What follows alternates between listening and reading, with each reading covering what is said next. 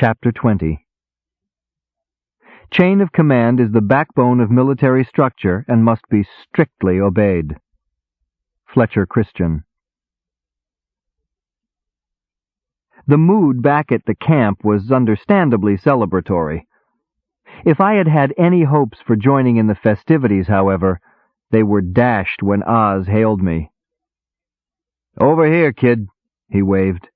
"We've got some planning to do."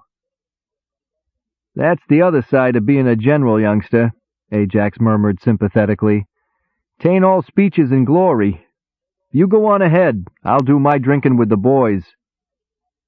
With a jerk of his head, he indicated Gus and Brockhurst, who were already at the wine. Tonda was waiting for me with Aahz. That made my choice a little easier. "Okay, Ajax," I smiled. "I'll catch up with you in a little bit." "Congratulations, handsome," Tonda winked as I joined them. "That was as neat a bit of work as I've seen in a long time." "Thanks, Tonda," I blushed. "I see you and Ajax are on speaking terms again," Aahz said, regarding me with cocked eyebrows. "That's not a bad trick in itself. How did you do it?" We had a long talk," I replied vaguely. "You said we had some planning to do?" "More like a briefing," Aahz admitted. "Tonda here brought along a few special effects items I think you should know about." I had completely forgotten about Tonda's errand, which had left me alone at the bazaar. Now that I had been reminded, my curiosity soared. "What you got, Tonda?" I asked eagerly. "Nothing spectacular," she said. Knowing Aahz was involved, I figured we'd be on a tight budget, so I stuck to the basics. "Just show him, huh?" Aahz growled. "Spare us the editorial comments." She stuck her tongue out at him, but produced a small cloth sack from her belt. "First off," she began, "I thought we could use a little flash powder. It never fails to impress the yokels." "Flash powder," I said carefully. "You set fire to it," Aahz supplied. "It burns fast and gives you a cloud of smoke." "I've got about a dozen small bags of it here," Tonda continued, showing me the contents of her sack. "Various colors and sizes." "Can I try one?" I asked. "I've never worked with this stuff before." "Sure," Tonda said.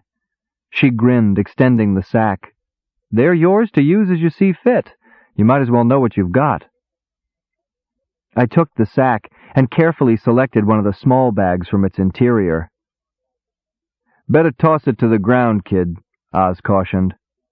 "Some folks can set it off in their hand, but that takes practice. If you tried it that way now, you'd probably lose a few fingers." I obediently tossed the bag on the ground a few feet away. Watching it curiously, I focused a quick burst of energy on it. There was a bright flash of light accompanied by a soft pop. Blinking my eyes, I looked at where the bag had been. A small cloud of green smoke hung in the air, slowly dissipating in the breeze. "That's neat!" I exclaimed, reaching into the sack again. "Take it easy," Aahz warned. "We don't have that much of the stuff." "Oh, right, Aahz," I replied, feeling a little sheepish. "What else do you have, Tonda?" "Well," she said, smiling, "I guess this would be the pièce de résistance." As she spoke, she seemed to draw something from behind her back. I say seemed because I couldn't see anything. From her movements, she looked to be holding a rod about 3 feet long, but there was nothing in her grasp. "What is it?" I asked politely. For a response, she grinned and held whatever it was in front of her. Then she opened her grip and disappeared into thin air. "Invisibility!" Aahz exclaimed. "A cloak of invisibility!" "Couldn't afford one," came Tonda's voice from somewhere in front of us. "I had to settle for one of these." What one of these was, it turned out, was a sheet of invisibility. It was a sheet of stiff material about 3 feet by 7 feet. Tanda had been carrying it rolled up in a tube, and her disappearance had been caused by the sheet unrolling to its full size. As she and Aahz chatted excitedly about her new find, I had an opportunity to further my knowledge in the field of invisibility. Invisible sheets, it seems, were made of roughly the same material as invisible cloaks. Since the sheets were carried, not worn, they did not require the flexibility and softness necessary for a cloak. Consequently, they were considerably cheaper than the cloaks. The effect was sort of like one-way glass. When you were on the right side of an invisible sheet, you could see through it perfectly well to observe whatever or whoever was on the other side. They, however, could not see you. We were still discussing the potential uses of the new tool when Brockhurst hastened up to our group. "Hey, boss," he called. "We've got company." "Who? Where?" I asked calmly. "Down on the meadow," the imp responded, pointing. "The gremlin says there's some kind of group forming out there." "What gremlin?" Aahz snarled. "Come on, Aahz," Tanda called, starting off. "Let's check this out." There was indeed a group on the meadow, Empire soldiers all. The puzzling thing was their activity, or specifically their lack of it. They seemed to be simply standing and waiting for something. "What are they doing, Aahz?" I whispered as we studied the group from the concealment of the tree line. "They're standing and waiting," Aahz supplied. "I can see that," I said. "But what are they waiting for?" "Probably for us," my mentor replied. "For us?" I blinked. "Why?" "For a war council," Aahz grinned. "Look at it, kid. Aren't they doing the same thing we did when we wanted to talk? They're even standing in the same spot." I restudied the group in this light. Aahz was right. The enemy was calling for a war council. "Do you think we should go out there?" I asked nervously. "Sure," Aahz replied, "but not right away. Let 'em sweat a little. They kept us waiting the first time, remember?" It was nearly half an hour before we stepped from the tree line and advanced across the meadow to where the soldiers were waiting. I had taken the precaution of outfitting Aahz in his dubious character disguise for the conference. Myself, I was bearing the invisibility sheet before me, so that though I was walking along beside Aahz, to the soldiers it appeared he was alone. There were more soldiers at the meeting point than there had been at our first meeting with Claude. Even to my untrained eye, it was apparent that there were more than half a dozen officers present among the honor guard. "You wish a meeting?" Aahz asked haughtily, drawing to a halt before the group. There was a ripple of quick consultation among the soldiers. Finally, one of them, apparently the leader, stepped forward. "We wish to speak with your master," he announced formally. "He's kind of busy right now," Aahz yawned. "Anything I can help you with?" The leader reddened slightly. "I am the commander of this sector," he barked. "I demand to see Skeeve, commander of the defense, not his lackey." I dropped one of the bags of flash powder on the ground at my feet. "If you insist," Aahz growled, "I'll get him. But he won't be happy." "I'm not here to make him happy," the leader shouted. "Now be off with you." "That won't be necessary," Aahz leered. "He's a magician. He hears and sees what his servants hear and see. He'll be along." That was my cue. I let drop the sheet of invisibility and simultaneously ignited the bag of flash powder. The results were spectacular. The soldiers, with the exception of the leader, fell back several steps. To them, it looked as if I had suddenly appeared from thin air, materializing in a cloud of red smoke. For me, the effect was less impressive. As the bag of flash powder went off, it was made apparent to me that watching a cloud of smoke from a distance was markedly different from standing at ground zero. As I was enveloped in the scarlet billows, my feeling was not of elated triumph, but rather a nearly overwhelming desire to cough and sneeze. My efforts to suppress my reactions caused me to contort my features to the point where I must have borne more than a faint resemblance to Gus. "Steady, master," Aahz cautioned. "Aahz, I gasped. "Do not let your anger overcome your reason," my mentor continued hastily. "They don't know the powers they trifle with." I did not wish to be disturbed," I managed at last, regaining my breath as the smoke dissipated. The leader of the group had held his ground through the entire proceedings, though he looked a bit paler and less sure of himself than when he had been dealing with just Aahz. "We, apologize for bothering you," he began uncertainly, "but there are certain matters requiring your immediate attention, specifically the war we are currently engaged in." I eyed him carefully. He seemed to be of a different cut than Claude had been. "I'm afraid you have me at a disadvantage, sir," I said cagily.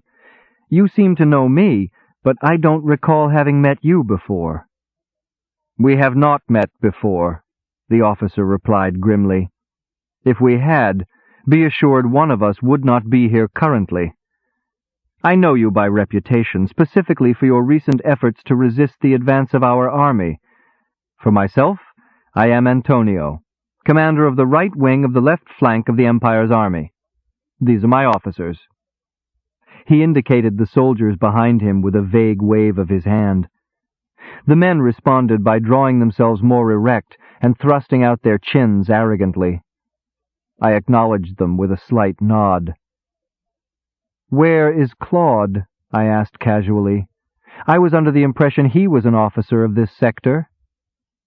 "You are correct," Antonio smirked. "He was. He is currently being detained until he can be properly court-martialed. For incompetence." "Incompetence?" I echoed. "Come now, sir. Aren't you being a little harsh?" "While Claude may have overstepped his abilities a bit, I wouldn't say he's incompetent. I mean, after all, he was dealing with supernatural powers, if you know what I mean." As I spoke, I wiggled my fingers dramatically at Aahz and removed his disguise. The jaws of the attending officers dropped, ruining their arrogant jut. Then Aahz grinned at them, and their mouths clicked shut in unison as they swallowed hard. Antonio was unimpressed. Yes, he said briskly, waving a hand as if at an annoying fly. "We have had reports, many reports, as to your rapport with demons. Claude's incompetence is in his disastrous underestimation of the forces opposing him. Be assured, I will not be guilty of the same error." "Don't count on it, Tony," Aahz leered. "We demons can be a pretty tricky lot." The officer ignored him. "However, we are not here for idle pleasantries," he said, fixing me with a stern gaze. "I believe we have a dispute to settle concerning rite of passage over this particular piece of terrain." "We have a dispute concerning your rite of passage over the kingdom of Possiltum," I corrected. Yes, Antonio yawned. "Of course, if you want to stop us from gaining Possiltum, you had best stop us here." "That's about how we had it figured," Aahz agreed. "Not to belabor the point, Antonio," I smiled, "but I believe we do have you stopped." "Temporarily," the officer smiled. "I expect that situation to change shortly. Shall we say a few hours after dawn? Tomorrow?" "We'll be here," Aahz nodded. "Just a moment," I interrupted. "Antonio, you strike me as being a sporting man. Would you like to make our encounter tomorrow a little more interesting? Say with a little side wager?" "Such as what?" the officer scowled. "If you lose tomorrow," I said carefully, Will you admit Claude's defeat had nothing to do with incompetence and drop the charges against him?" Antonio thought for a moment, then nodded. "Done," he said. "Normally I would fear what the reaction of my superiors would be, but I am confident of my victory. There are things even a demon cannot stand against." "Such as?" Aahz drawled. "You will see," the officer smiled. "Tomorrow." With that he spun on his heel and marched off, his officers trailing behind him. "What do you think, Aahz?" I murmured. "Think?" my mentor scowled. "I think you're going soft, kid. First Brockhurst, now Claude. What is this be kind to enemies kick you're on?" "I meant about tomorrow," I clarified quickly. "I don't know, kid," Aahz admitted. "He sounded too confident for comfort. I wish I knew what he's got up his sleeve that's supposed to stop demons." "Well," I sighed, "I guess we'll see tomorrow."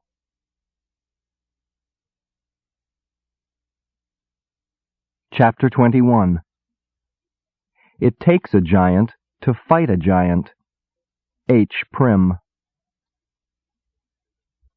Our pensiveness was still with us the next day. Our opponents were definitely up to something, but we couldn't tell exactly what it was. Tanda and Brockhurst had headed out on a scouting trip during the night and had brought back puzzling news. The Empire's soldiers had brought up some kind of heavy equipment, but it was hidden from sight by a huge box. All our scouts could say for sure was that whatever the secret weapon was, it was big and it was heavy. Gus offered to fly over the box to take a quick peek inside, but we vetoed the idea. With the box constantly in the center of a mass of soldiers, there was no way the gargoyle could carry out his mission unobserved. Even if he used the invisibility sheet, the army was so far flung that someone would see him. So far, we had kept the gargoyle's presence on our team as a secret, and we preferred to keep it that way. Even if we disguised him as Aahz or myself, it would betray the fact that someone in our party was able to fly.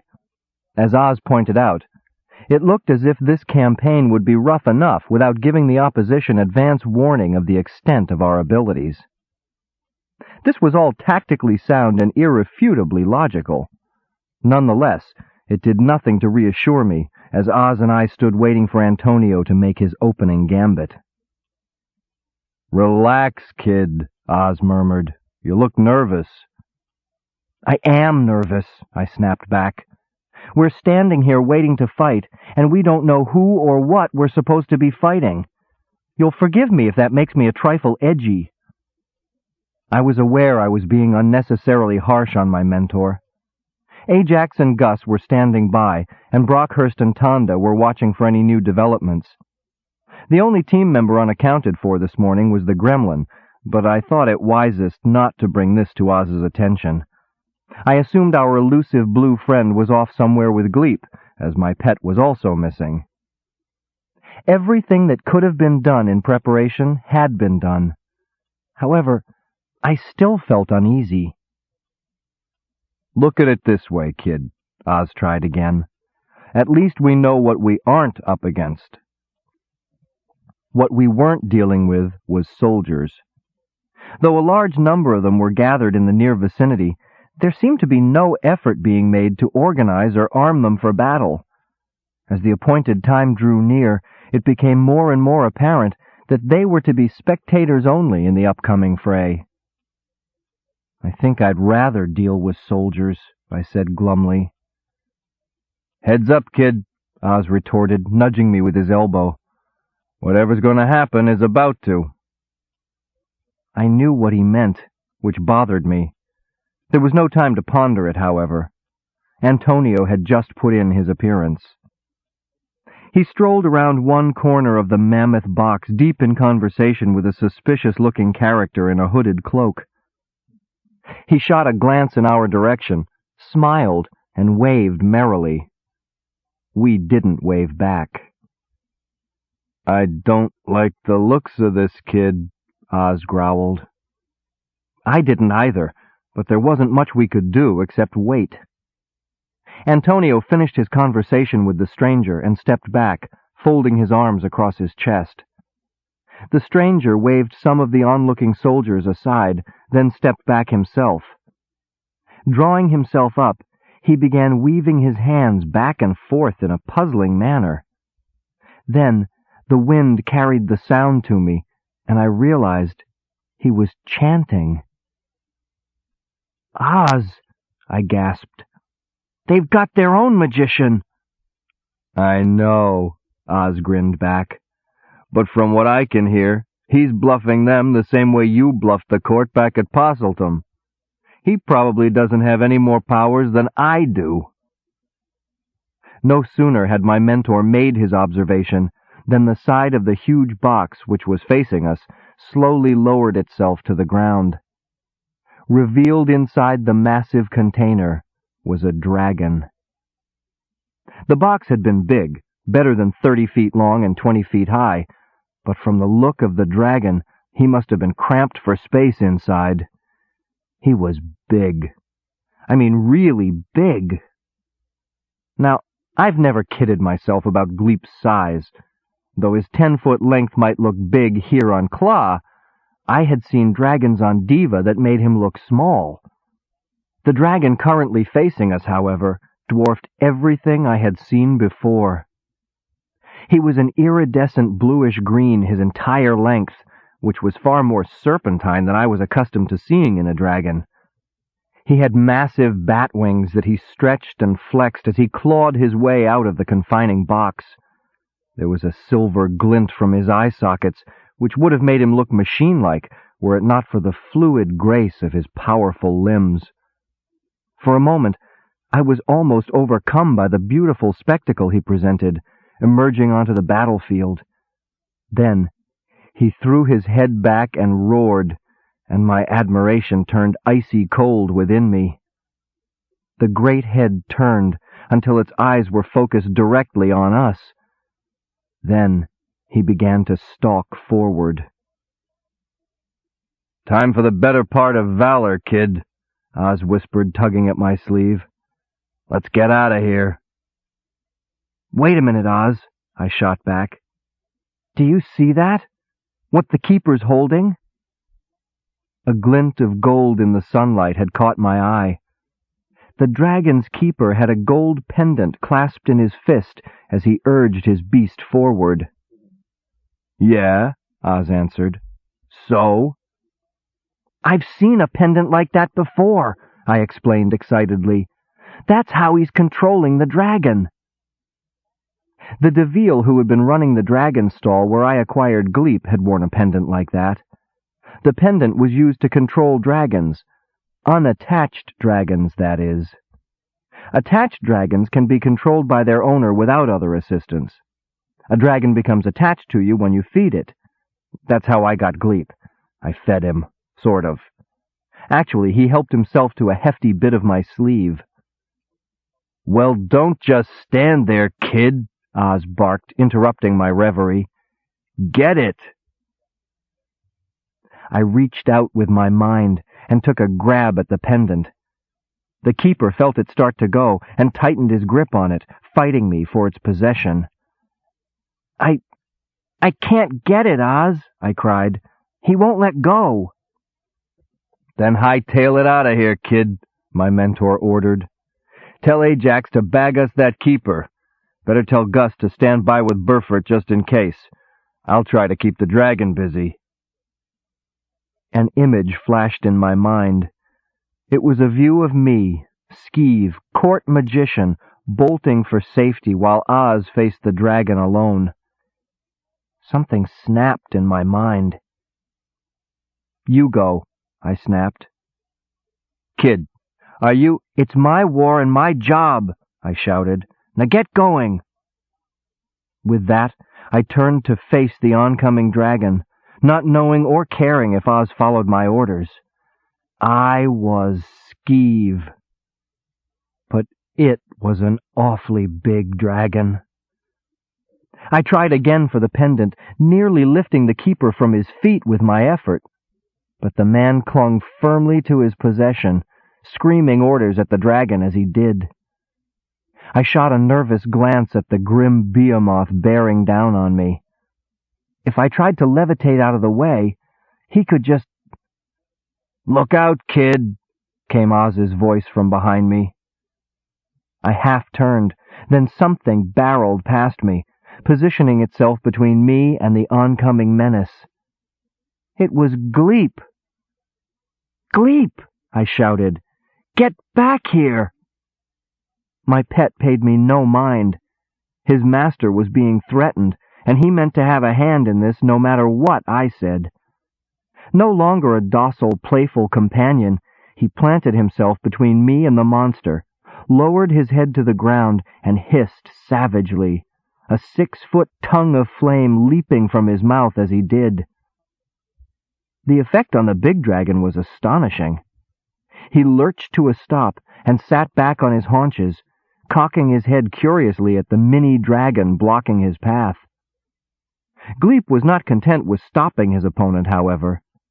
Heedless of the fact that the other dragon was over 4 times his size, he began to advance stiffly, challenging his rival's right to the field. The large dragon blinked, then shot a look behind him. Then he looked down on Gleep again, drawing his head back until his long neck formed a huge question mark. Gleep continued to advance. I couldn't understand it. Even if the monster couldn't flame, which was doubtful, it was obvious that he had the sheer physical power to crush my pet with minimal effort. Still, he did nothing, looking desperately about him, almost as if he were embarrassed. I watched in spellbound horror. It couldn't last. If nothing else, Gleep was getting too close to the giant to be ignored. Any minute now, the monster would have to react. Finally, after a final glance at his frantic keeper, the big dragon did react. With a sigh, one of his taloned front paws lashed out horizontally in a cuff that would have caved in a building. It struck Gleep on the side of his head and sent him sprawling. My pet was game, though, and struggled painfully to his feet, shaking his head as if to clear it. Before he could assume his aggressive stance, however, the big dragon stretched his neck down until their heads were side by side, and he began to mutter and grumble in Gleep's ear. My dragon cocked his head as if listening, then whoofed in response. As the stunned humans and non-humans watched, the 2 dragons conversed in the center of the battlefield, punctuating their mutterings with occasional puffs of smoke. I tried to edge forward to get a better idea of exactly what was going on, but the big dragon turned a baleful eye on me and let loose a blast of flame, which kept me at a respectful distance. Not that I was afraid, mind you. Gleep seemed to have the situation well in hand, or Talon, as the case might be. Well, I had always told Aahz that Gleep was a very talented dragon. Finally, the big dragon drew himself up, turned, and majestically left the field without a backward glance, his head impressively high. Ignoring the angry shouts of the soldiers, he returned to his box and dropped his haunches, sitting with his back to the entire proceeding. His keeper's rage was surpassed only by Antonio's. He screamed at the keeper with purpled face and frantic gestures until the keeper angrily pulled the control pendant from around his neck, handed it to the officer, and stalked off. Antonio blinked at the pendant, then flung it to the ground and started off after the keeper. That was all the opening I needed. Reaching out with my mind, I brought the pennant winging to my hand. "Aahz," I began. "I don't believe it," my mentor mumbled to himself. "I saw it, but I still don't believe it." "Gleep!" My pet came racing up to my side, understandably pleased with himself. "Hi, fella!" I cried, ignoring his breath and throwing my arms around his neck in a hug. "What happened out there, anyway?" "Gleep," my pet said evasively. carefully studying a cloud. If I had expected an answer, it was clear I wasn't going to get one. I still don't believe it, Aahz repeated. Look, Aahz, I said, holding the pendant aloft. Now we don't have to worry about that or any other dragon. We've shown a prophet. So we did, Aahz scowled. But do me a favor, huh, kid? What's that, Aahz? I asked. If that dragon, or any dragon, wanders into our camp, don't feed it. We already have one, and that's about all my nerves can stand, okay? Sure, Aahz, I smiled. Gleep, said my pet, rubbing against me for more petting, which he got.